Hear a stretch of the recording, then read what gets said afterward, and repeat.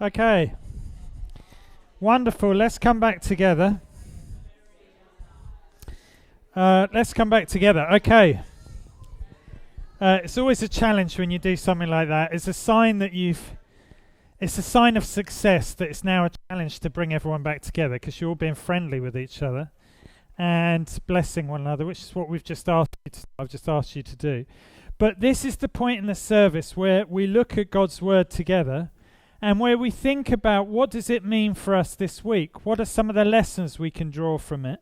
And if you're a guest here today, if you haven't been with us for the past few weeks, you won't know this, but we've been working through a series of talks on the subject of wisdom. And my name's Robin, I'm one of the pastors here, and it's my privilege to help us to engage with this subject today. And I'm going to explain in a moment how we're going to do that. I guess this series is really in the first instance thinking about the subject of wisdom. Okay, what does wisdom mean for the Christian, for the person of faith, and how is it going to help our church? Those are the kind of basic questions that we're asking today. And if the answer to that is it's got no help whatsoever, then there isn't much point looking at it. But we're coming from the conviction, actually, there's a lot of help that it can give us, both as being a Christian and as being church together. And the simple answer to both of those questions that gets given, I'm giving you the answer up front at the beginning, is actually given in the book of Proverbs, which is one of the wisdom books in the Bible. So there's a number of books specifically talking about wisdom. The Bible is composed of different books. And what it says is that wisdom is there to help us to build lasting, fruitful relationships with God and with others. I don't know about you, I need help to do that. I'm not necessarily always the best at building lasting, fruitful relationships. I find it hard. And if you're also someone who finds that hard, you know, when things are all going well, when your friendship is going well, great. Anyone can do that. But when it gets difficult, when people do things that are annoying, what do we do in that moment? We'll touch on that with quite a lot of depth today. And so what we've said already in this series is that maybe it's helpful for us to think about wisdom in these terms. Wisdom is like a bridge which enables us to carry the load of relationships and community. I meet people, lots of people during the week from different walks of life, and one of the things I'm hearing from people is that during COVID, when everyone was isolated, there was a kind of longing for community. But at the same time, there was that self-reflection and maybe a sense of nervousness starting back into relationships in person, which was that people basically saying, I want relationship, I want to be part of community, but I'm not necessarily always someone who knows how to do it that well. And that's exactly the place where Proverbs meets us, and I want to argue where Jesus meets us. I find it so sad. People are isolated because of that catch-22. They want relationship, they want to have community, and maybe it works on a more microcosmic level. You know, I'm out there, I'm meeting people, but I'm not so good at making relationships. That's where Proverbs and wisdom meets us. And so in this series, we're looking at 6 chapters of Proverbs. Proverbs 10 through to 15. And in those Proverbs, in that section of Proverbs, you've got lots of little wise sayings, and they're almost all antithetical wise sayings. So they contrast something that's positive with something that's negative. And they basically say that wisdom can build up a community, can build relationships, whilst folly fractures relationships and weakens a community. And so we've identified, if you actually read through Proverbs 10 to 15 and think about each of the individual wise sayings, I'm guessing there's no one who's done that this week. I've done it in preparing for this series. You see certain themes emerging. And today's theme, which we've described as a domain or an area in which wisdom operates, today's theme is emotions, wise emotions. And just at we might find that kind of an interesting subject, because wisdom, maybe we are familiar with an idea of wisdom that it's talking about expertise, it's talking about experience, it's talking about skills, it's talking about nous, it's talking about strategy. And what has that got to do with emotions? Today we get the chance to have some free therapy, okay? You pay a therapist, you pay a lot of money. Today, free.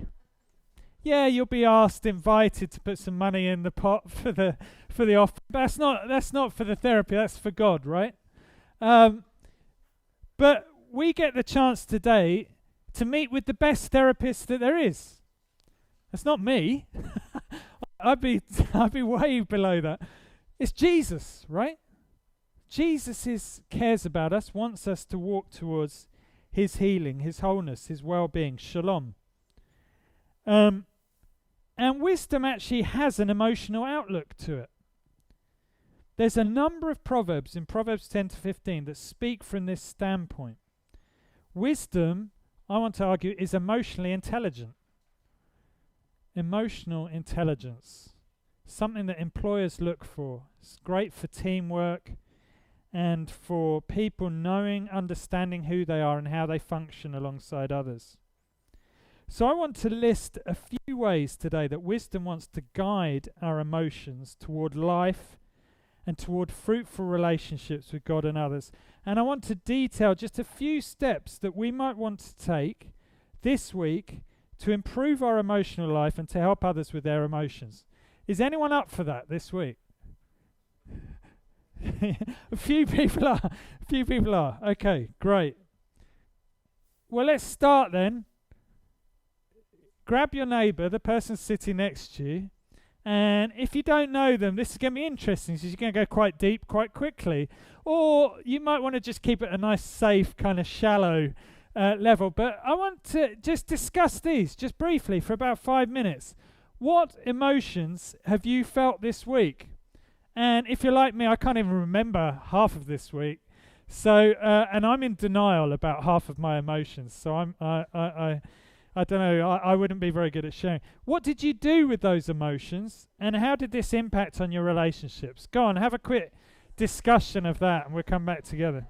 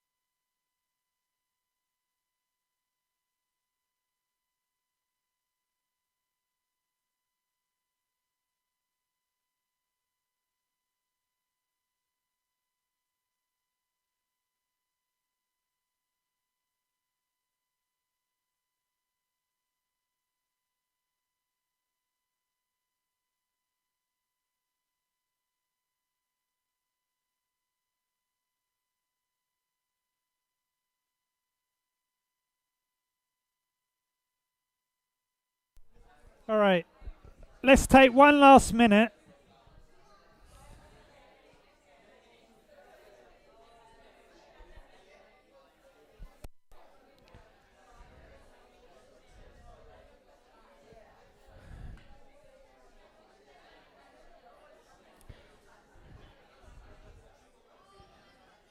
Okay. Okay, let's come back together. Okay, I'm sorry you're having a great time talking about those things. But let's come back together. Let's think about Jesus' example, okay?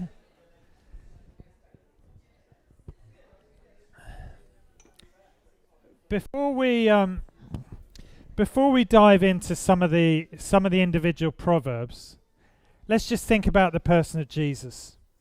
You know, in Proverbs, you've got this personification of wisdom as a woman, wise woman.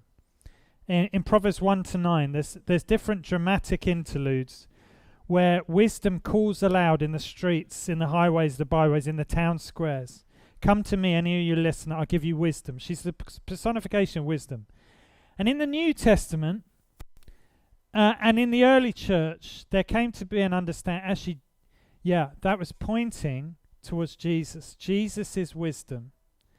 And let's just consider for a moment Jesus' wise example when it comes to emotions before we dive into the individual proverbs. We observe that Jesus paid attention to his interior life, to his feelings and to his mindfulness, and that he balanced hard work, but he still had time to rest, to spend time with Father, and he had time to play. People were trying to stop the children from coming to Jesus. He said, no, come to me. He was a fun guy to be around. He was emotional. He wasn't just a pillar of stone. He felt emotions, and yet he didn't allow those emotions to dictate the way that he treated others. So we're going to look at Jesus' example as we go through some further proverbs that talk about particular, I guess, contests that we all face between different emotions. And to remind us of what we've seen is that these proverbs are saying there's two ways to go. Which way are we going to choose? So it's saying you can either go this way or you can go this way. And I want us to just pay attention as we go through to some things that I think can help us. As we think about particular emotions, let's pay attention to those emotions. Let's pay attention to the context. What's the background? Why are we feeling this way? Let's notice in the Proverbs the response, if there's a response given, and what the outcome to that response is. Okay, so 4 emotional contests come to the fore when we look at these chapters of Proverbs. We'll just go through them in turn, and then we'll have a chance to pray together. So the first one is maybe the most obvious. It comes through in a number of the Proverbs. You can choose hatred, or you can choose love. And I get it. There are things that happen to us which are unjust and can be incredibly spiteful. And it's very difficult in that moment not to feel hatred. But listen to what Proverbs 10 verse 12 says. Hatred, if we give in to it and we go with it, it stirs up conflict. But love covers over all wrongs. Hatred stirs up conflict, but love covers over all wrongs. Notice the impact that has on community and on relationships. If we give in to hatred, we'll get into conflict. But if we go with love, we will be gracious and will help other people into community. And I guess the simple observation which is overly simplistic. It's a difficult thing to do, but the wise person grows in love. Let's think about Jesus. Jesus knew both hatred and love. Might surprise you to hear that. But he hated the devil and what the devil stood for. He hated sin. He hated sickness. He hated injustice. He hated everything that sought to corrupt God's good purposes for people in the world. Yet he loved generously. He loved consistently. He loved unconditionally, graciously, and he even prayed for Father to forgive those who are about to crucify him. Luke 23, verse 34. Hatred or love? Second one. Kind of whizzing through these. Second one, joy versus sorrow. Joy versus bitterness or grief. Listen to Proverbs 15, verse 13. A happy heart makes the face cheerful, but heartache crushes the spirit. The feelings described here are either to do with happiness or to do with heartache. We're not given much of the context. We don't know what's generated those feelings. But we get that sense, the implication of the response is we can go with one or the other. And the outcome is both internalized and externalized. Inside, choosing to go with joy, asking God to help us into joy, helps us from the inside out. Whilst heartache crushes the spirit. Jesus knew both. This is the really powerful thing when we think about emotions, that our God isn't just at a distance, hasn't experienced anything like this. John 15, verse 11. Jesus talks about how joyful he is and how he wants his disciples to enter into that joy that he has.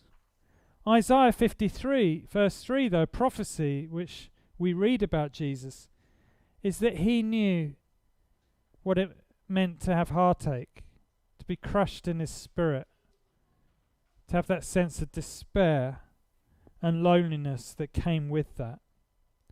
But here's the thing, joy for Jesus outlived the sorrow. And in the future when Jesus returns, we're told there'll be no more tears. Third emotional contest is between anger and patience. This is where the rubber really hits the road, isn't it? We like to talk about wisdom, but who here has not at some point this week felt that rush of blood where, something's getting on your nerves? Proverbs 15, verse 18, it says, a hot-tempered person stirs up conflict, but the one who is patient calms a quarrel. Again, that subject of conflict, we can be people who help a conflict to go on its merry way and to come to full explosive capacity. Or we can be people who calm things down. The one who is patient calms a quarrel. Crisis averted. I'd love to say I haven't struggled with anything like this week, but that wouldn't be true. At times I can feel myself responding in situations out of that frustration, anger. Jesus, again, he knew both.